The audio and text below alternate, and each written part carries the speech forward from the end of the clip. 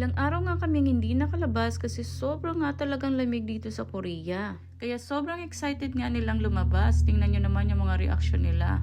Sumakto nga rin talaga na hindi masyadong malamig ngayong araw mga mi. Sa palengke nga lang din naman ang punta namin kasi hindi namin mapasyal ang mga bata sa playground gawa ng maraming bata ang may ubo at sipon. Sobrang excited nga ng dalawa kaya ayan nag-uunahan pa sila sa makasakay ng sasakyan. Kasama nga rin namin dito si mama kasi gusto daw niya makalanghap ng sariwang hangin kasi lagi na lang daw siya nasa loob ng bahay.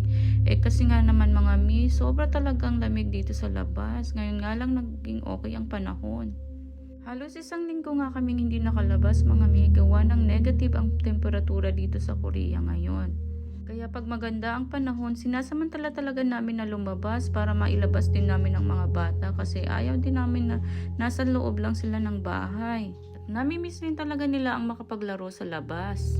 Pagdating nga namin ng palengke ay saka naman sila ayaw magsilakad. Pag ganito nga ang mood nila, ayaw talaga nila magpabuhat sa apa nila. Kaya ang ending, kami ni Lola ang nagbubuhat sa kanila. Ganito pala mga mi ang palengke dito sa Korea. Kung baga sa Pilipinas, ito ang dirty market nila. Bihira nga kami makapunta dito mga mi kasi halos nasa online na lang kami bumibili. Pero kung ako ang papapiliin, mas gusto ko talaga mamili sa palengke kasi makakamura ka na, makakapili ka pa ng gusto mo. At nakakatuwa din makipagkwentuhan dito sa mga tindera.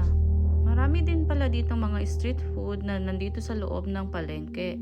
Yung mga nakikita nyo sa K-drama, meron din dito sa palengke. Kaya kung pupunta kayo dito sa Korea, itry nyo rin ma-experience na makapunta sa mga palengke nila kasi marami silang mga traditional food na matitikman nyo. Mahaba pa nga itong palengke pero hindi na kaya ng mga braso kung magbuhat ng mga bata. Nakalimutan kasi namin talaga na dalhin ang mga stroller nila. Kaya dali-dali na si Apang bumili ng mga kailangan namin para makauwi na kami. Hanggang sa susunod na lang ulit. Annyeong!